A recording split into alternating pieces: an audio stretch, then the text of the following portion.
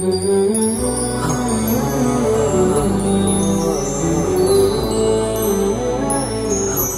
الله الرحمن الرحيم. الحمد لله رب العالمين، والصلاة والسلام على خير خلقه وآله أجمعين. اللهم اشرح لي صدري ويسر لي أمري واحلل عقدة من لساني يفقه قولي. عزیزان و خۆشەویستان، سەلام و ڕەحمەت و میهرەبانی خوای پەروەردگارتان لەسەر بێت. خۆم بە خۆشحاڵ دەزانم کە لە بەرنامەی هەڵوێستە ئیمانیەکان پێتان دەگەمەوە.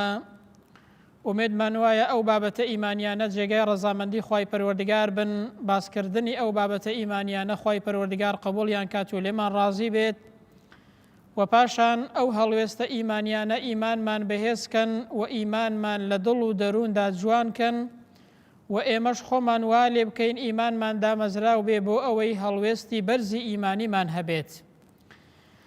لە بابەتی هەڵوێستە ئیمانیەکانی ئەو جارەماندا چەند هەڵوێستەیەکی ئیمانی باز دەکەین سەبارەت بە دامەزراوی لەسەر بیر و باوەڕ و مەبدە. خوای پەروەردگار دەفەرمێت: أحسب الناس أن يتركوا أن يقولوا آمنا وهم لا يفتنون. ئایا خەڵکی وا دەزانن ئەگەر گوتیان ئیماندارین و ئیمانمان هەیە، وازیان لێدێنین و تووشی تاقیکردنەوە نابن لەسەر بیر و باوەڕ و مەبدە و ئیمانەکەیان، بێگومان ئەوانەی پێش ئێمە تاقی کراونەوە و ئێمەش تاقی دەکرێنەوە. بۆیە پێغەمبەر صلی الله عليه وسلم لە کاتێکدا کە بێباوەڕان دەچنە لای مامی، دەڵێن ئەگەر هەرچی دەیەوێت لە ماڵ و سامان و لە پلە و پایە پێی دەدەین، تەنها واز لەوە بێنێ کە قسە بە خواکانمان نەڵێ و واز لەو بەرنامەیە بێنێ و بیر و باوەڕەیە بێنێ کە هەڵی گرتووە. دوای ئەوەی کە مامی دەچێتە لای، بە مامی دەڵێ: وەڵڵاهی ئەی مامە، ئەگەر بێت و ڕۆژ بێنیە دەستی ڕاستم و مانگ بخێ دەستی چەپم ئەوەندە بەتوانابن ئەوانە ئەوا بکەن، ئەمن واز لەو دین و بیر و باوەڕ و مەبدەئی خۆم نایەنم تاوەکو یان ئەوە تا خوای پەروەردگار سرم نەخات، یان ئەوەتانێ لە پێناویدا تێدا نەچم. ئەوە دامەزراویە لەسەر مەبدە و بیر و باوەڕ کە پێغەمبەر صلی الله عليه وسلم ئاوا هاوڵانی پەروەردە کرد کە لە بەرامبەر هیچ پلە و پایە و منسەب و لە بەرامبەر هیچ ئیمتیازێکی دنیاییدا لە ئیمان و بیر و باوەڕ و مەبدەەکەیاندا نەبەزن و دامەزراو بن لەسەر بیر و باوەڕ و مەبدەەکەیاندا. سوهەیبی ڕۆمی ڕەزا و ڕەحمەتی خوای پەروەردگاری لێ بێت لە کاتێکدا کە کۆچ دەکات بۆ مەدینە، بێباوەڕانی مەککە شوێنی دەکەون، دەڵێن: ئەتۆ کە هاتیە لای ئێمە پیاوێکی فەقیر و بێ ماڵ و سامان بووی، هیچت نەبوو، ئێستا هاتوویتە ناو ئێمە دەوڵەمەند بووی، دەتەوێت کۆچکەی و بڕۆی بۆ لای محەممەد لە کاتێکدا ئەو هەموو ماڵ و سامانەشت لە مەککە جێهێشتەوە و هاتە. سوهەیب دەڵێت: ئەگەر بێت و ماڵ و سامانەکەم واز لێبێنم بۆ ئێوە بێت، لێم دەگەڕێن کۆچکەم بۆ لای پێغەمبەری خوا صلی الله عليه وسلم. دەڵێن: بەڕێ کۆچکە بۆ لای پێغەمبەری خوا ئەگەر واز لە ماڵ و سامانەکەت بێنی. بۆیە دەڵێ ماڵ و سامانەکەم هەموو بۆ ئێوە، بەڵام تەنها کەڕەی بدەن کۆچکات بۆ لای پێغەمبەری خوا صلی الله عليه وسلم. بۆیە سوهەیب ماڵەکەی کردە قەرەبووی ئیمانەکەی، بەڵام ئینسانی وا هەیە ئێستا دەبینین ئیمانەکەی دەکاتە قەرەبووی ماڵ و سامان و ئیمتیازێکی دنیایی. ئەوە هەڵوێستی ئیمانیە. بۆیە پێغەمبەری خوا فەرمووی صلی الله عليه وسلم بەڕاستی سوهەیب قازانجی کرد، تاوەکو سوهەیب گەیشتە مەدینە خوای پەروەردگار ئاەتی دابەزاند: ومن الناس من يشري نفسه ابتغاء مرضات الله. ئینسانی وا هەیە نەفسی خۆی بە ڕەزامەندی خوای پەروەردگار دەفرۆشێت. ئینسانی واش هەیە بیر و باوەڕ و مەبدەەکەی خوا پەنامانداد لە پێناوی ئیمتیازێکی دنیاییدا دەفرۆشێت و دەیکاتە قەرەبوو. ئەو هەڵوێستە ئیمانیەش پێمان دەڵێت ئینسان دامەزراو بێ لەسەر مەبدە و بیر و باوەڕی، لە پێناوی هیچ ئیمتیازێکی دنیاییدا دانەبەزێت لە مەبدە و بیر و باوەڕی خۆی و واز لە ئیمان و ئیسلامەتیەکەی خۆی نەهێنێت. عەبدوڵڵای کوڕی حوزافە ڕەزا و ڕەحمەتی خوای پەروەردگاری لێ بێت لە کاتێکدا کە لە سەردەمی ئیمامی عومەر دەچێتە جەنگ لەگەڵ ڕۆمەکاندا، لەگەڵ چەند هاوڵێک بەدیل دەگیرێن. بۆیە پادشای ڕۆمەکان عەبدوڵڵای کوڕی حوزافە دێنن زۆر ئەزیەت و ئازاری دەدەن بۆ ئەوەی کە پەشیمان بێتەوە لە بیر و باوەڕەکەی خۆی. بۆیە پادشای ڕۆمەکان پێی دەڵێت نیوەی مڵکی خۆمت پێدەدەم واز لە ئیمان و بیر و باوەڕەکەت بێنە.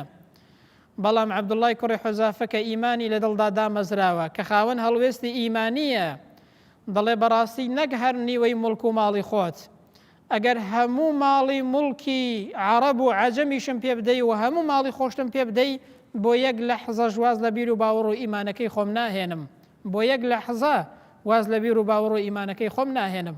ئێستا ئینسانی وهەیە جاری وهەیە لە پێناو ئیمتیازێکی زۆر کەم، ئینسانی وهەیە لە پێناو وەرگرتنی ئیقامەیەک دەبێت بە مەسیحی واز لە ئیمانەکەی خۆی دێنێت، واز لە بیر و باوەڕەکەی خۆی دێنێت. بۆیە عەبدوڵڵا زۆر ئەزیەت و ئازاری دەدەن کە پەشیمان بێتەوە لە ئیمانەکەی، بەڵام بە هیچ شێوازێک بۆ یەک لەحزە واز لە ئیمانەکەی خۆی ناهێنێت. ئەنجا سزنی دەکەن 3 ڕۆژ گۆشتی بەراز و عەرەقی بۆ دادەنێن، بەڵام عەبدوڵڵا نایخوات. بۆیە بە پادشایەکە دەڵێن قوربان ملی خوار بۆتەوە ئەگەر بێت و نەیهێنیە دەرەوە هیچ ناخوات دەمرێت لە برسان. بۆیە کە دەیهێنە دەرەوە دەڵێ عەبدوڵڵا بۆچی نەتخوات؟ ماگەم حەڵاڵ نییە لە ناچاریدا گۆشتی بەراز و عەرەقیش بخۆی. لەو کاتێدا عەبدوڵڵا پێی دەڵێت بەڵێ وەڵڵاهی دەزانم حەڵاڵ بۆ من ئەگەر لە ناچاریدا بای پێویستی عەرەق و گۆشتی بەرازم بخواردایە، بەڵام وەڵڵاهی بۆ ئەوە نەمخوات بۆ ئەوەی کەیفت خۆش نەبێ بە ئیسلام، بۆ ئەوەی نەڵی موسڵمانێکم گرت مسلمانێکم سجن کرد بەدیل گرتم لە لای خۆم گۆشتی بەراز و هەروەها عەرەقم دەرخواردا بۆ ئەوەی دڵت خۆش نەبێ بە ئیسلام، بۆیە نەمخوارد. ئاوە بۆ شێوازەیە لەسەر ئیمانەکەی بەردەوام دەبێت. ئەوە دامەزراویە لەسەر مەبدە و بیر و باوەڕ. پێغەمبەر صلی الله علیه وسلم هاوڵانی لەسەر ئەوە پەروەردە دەکرد.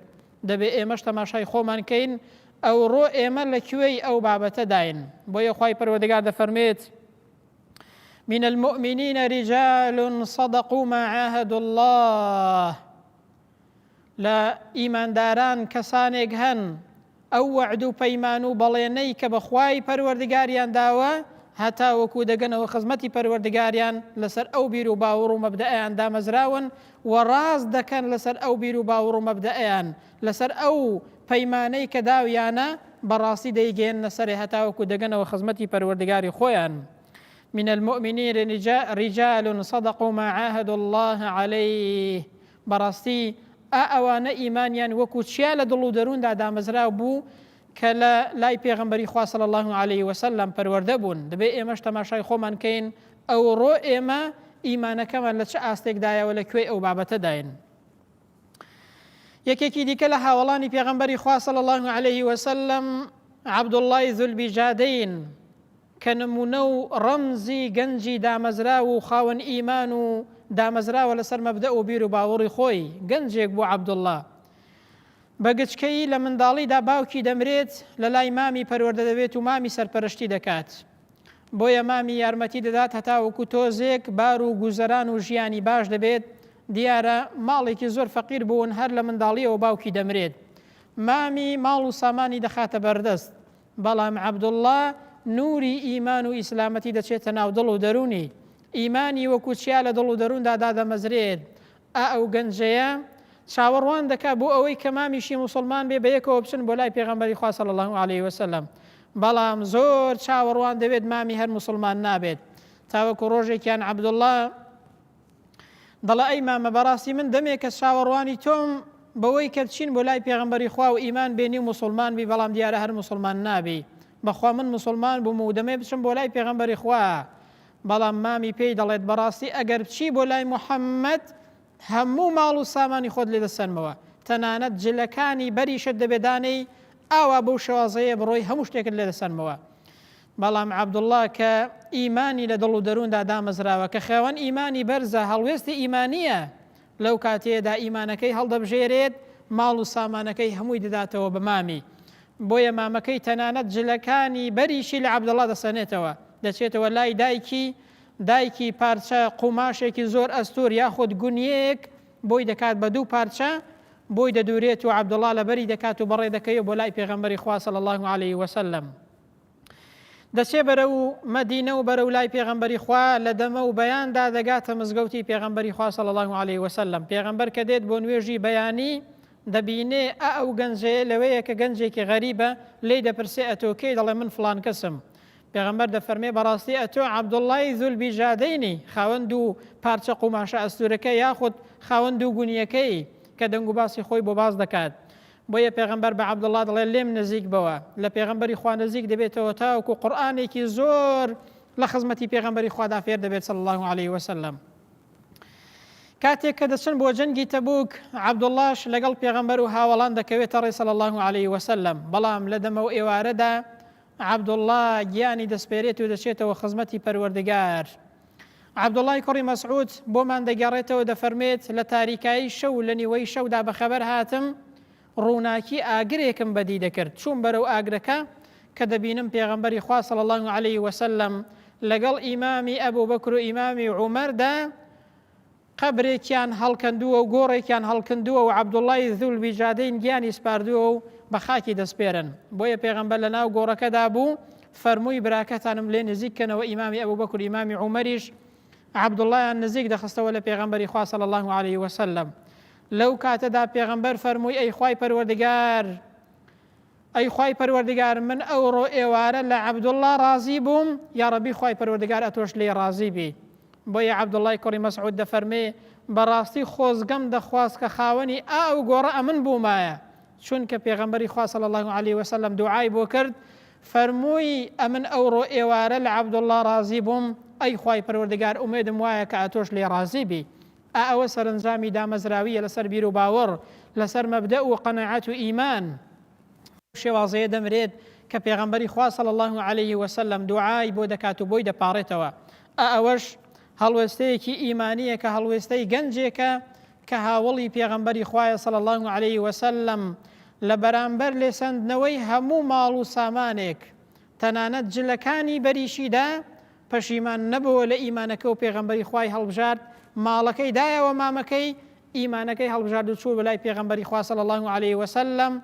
دەی سەرنجامەکەی ئەبەو شەوازەیە مرد کە پێغەمبەر صلی الله عليه وسلم لێی ڕازی بوو و خوای پەروەردگاریش حتمەن ئینشاءڵڵا لەو هاوڵی پێغەمبەر ڕازی دەبێت. کەواتە دەرەنجامی کۆتایی ئەو بابەتەش ئەوەمان پێ دەڵێت کە چەند هەڵوێستەیەکی ئیمانیمان باسکرد سەبارەت بە دامەزراوی لەسەر بیر و باوەڕ و مەبدە. دەرەنجامی کۆتایی ئەو بابەتە ئەوەمان پێ دەڵێت مسلمانی ڕاستەقینە خاوەن مەبدە و بیر و باوەڕ و دامەزراوە، ئیمانەکەی بە هیچ شتێکی دنیایی ناگۆڕێتەوە. ئینسانێک کە ئیمانی لە دڵدا دامەزراو بوو، نیشانەی دامەزراوی ئەوەیە کە بەردەوامە، نیشانەی دامەزراوی ئەوەیە کە ئیمانەکەی لە هەموو شتێک لەلا گەورەترە و ئیمانەکەی بە هیچ شتێک ناگۆڕێتەوە.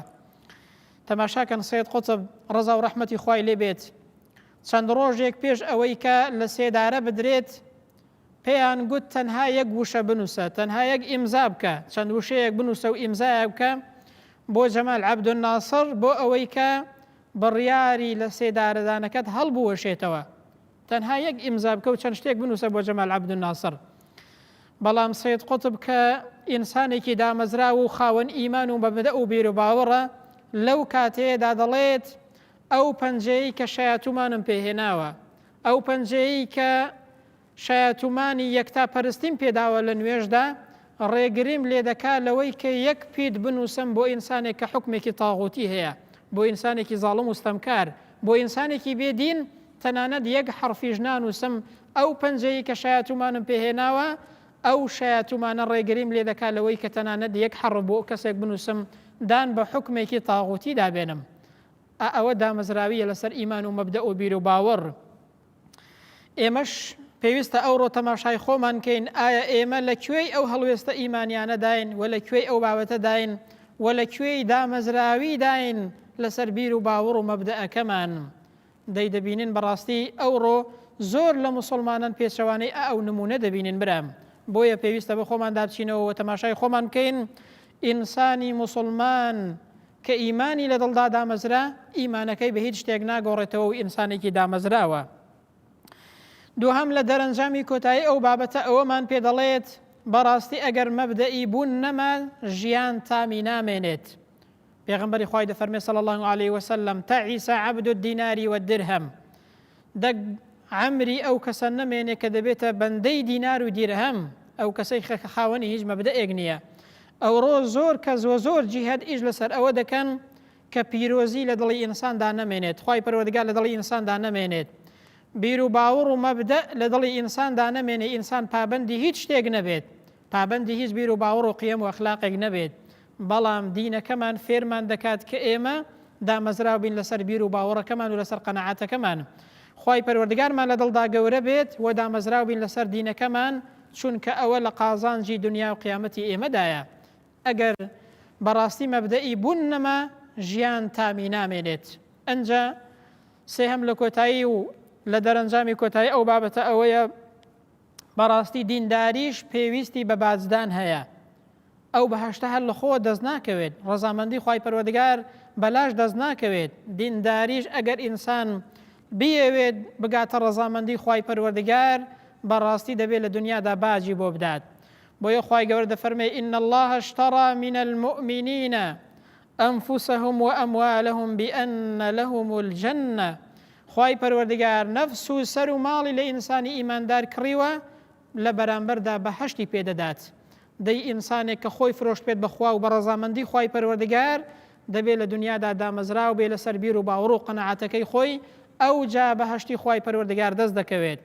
هەروەکو چۆن پێغەمبەر و هاوڵان صلی الله علیه وسلم زەحمەتیان کێشا و بازیاندا لە پێناوی ئیمانەکەیاندا، ئێمەش دەبێت فێر بین بەڕاستی گەیشتن بە ڕەزامەندی خوای پەروەردگار و بەردەوام بوون لەسەر ئیمان و ئیسلامەتیش پێویستی بە بازدان هەیە، پێویستی بە دامەزراوی هەیە، ئەو جا خوای گەورە لێمان ڕازی دەبێت و ئەو جا دەگەینەوە خزمەتی خوای پەروەردگار بە ئیمانێکی دامەزراوە. ئێمەش دەپاڕینەوە دوعا دەکەین دەڵێن خوای پەروەردگار بمان گێڕی لەو جۆرە کەسانەی کە دامەزراون لەسەر بیر و باوەڕ و مەبدەئەکەیان لەسەر ئیمانەکەیان و ئیمانەکەیان بە هیچ شتێک ناگۆڕنەوە لە پێناوی ئیمانەکەیاندا دەژیێن و دەمرێن، و بمان گێڕی لەو جۆرە کەسانەی کە خاوەن مەبدە و بیر و باوەڕ و دامەزراون لەسەر ئیمانەکەیان لە پێناوی ئیمانەکەیاندا دەژیێن و لەسەر ئیمانەکەشیان دەمرن، لە ڕۆژی قیامەتیشدا بە ڕەزامەندی تۆ تەشاد دەبن. آمين آمين وصلى الله على سيدنا محمد وعلى آله وصحبه أجمعين، والسلام عليكم ورحمة الله وبركاته.